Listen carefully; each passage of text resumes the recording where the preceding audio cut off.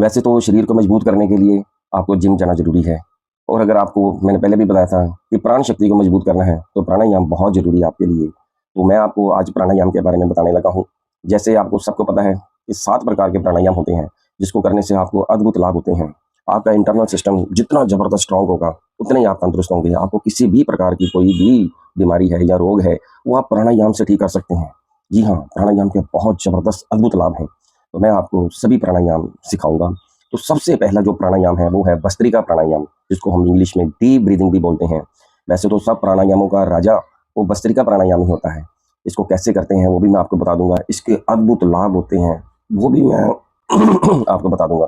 सबसे पहला लाभ इसका होता है कि जैसे हम डीप ब्रीथ करते हैं, वो जो जितनी ऑक्सीजन है वो हमारी लंग्स में भरनी शुरू हो जाती है, तो कार्बन डाइऑक्साइड सारी बाहर निकलती है। तो डीप ब्रीदिंग करने का ये सबसे पहला एडवांटेज ये होता है कि जो हमारा श्वसन तंत्र होता है, रेस्पिरेटरी सिस्टम होता है, वो बहुत स्ट्रांग बन जाता है। तो हमें चाहिए कि सबसे पहले डीप ब्रीदिंग की जाए।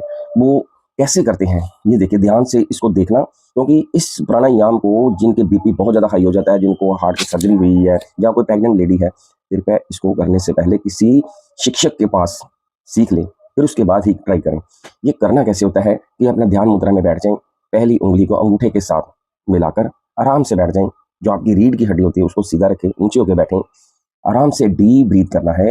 पूरा फोर्स के साथ में इसको श्वास को खींचना, आराम से खींचना, लंबा श्वास लेना और लंबा श्वास बाहर निकालना है। कैसे करना है ये देखिए।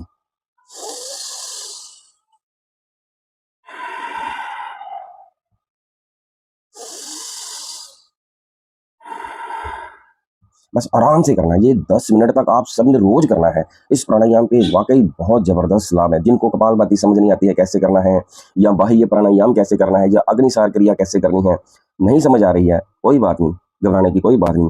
केवल इस भस्त्रिका प्राणायाम को ही कर लें, इससे भी हम बहुत सारी बीमारियों को दूर कर सकते हैं, हमेशा के लिए ठीक कर सकते हैं। तो क्या हर्ज है, सिर्फ 10 मिनट जिंदगी के निकालिए और भस्त्रिका प्राणायाम कीजिए।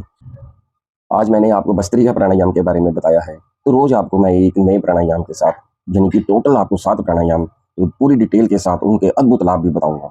ये ध्यान रखना कि जितने भी प्राणायाम, जितना टाइम भी आप प्राणायाम में लगाएंगे, आप अपनी आईज को क्लोज रखेंगे।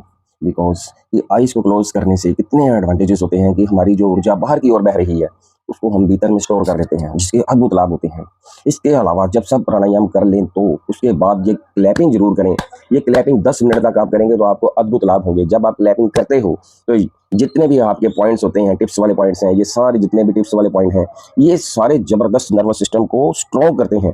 और ये जो हमारे पॉइंट्स आप देख रहे हैं जहाँ पे मैं इंडिकेट कर रहा हूँ, ये सारे पॉइंट्स हमारे लंग्स, रेस्पिरेटरी सिस्टम के होते हैं। इनको भी जब हम क्लैपिंग करते हैं तो ये भी एक्टिवेट होते हैं। ये हमारे थायराइड, पैराथायराइड ग्लैंड्स के पॉइंट्स होते हैं। इससे हमारे थायराइड की समस्या भी ठीक हो जाती है। इसके अलावा ये हमारे सारे इंटेस्टाइन्स के पॉइंट्स होते हैं, लीवर के पॉइंट्स होते हैं, यहाँ पे हार्ट के पॉइंट होते हैं, ये हमारी किडनी के पॉइंट होते हैं। तो ये सब क्लैपिंग करने से हमारे सारे इंटरनल सिस्टम, इंटरनल ऑर्गन सभी स्ट्रांग होते हैं।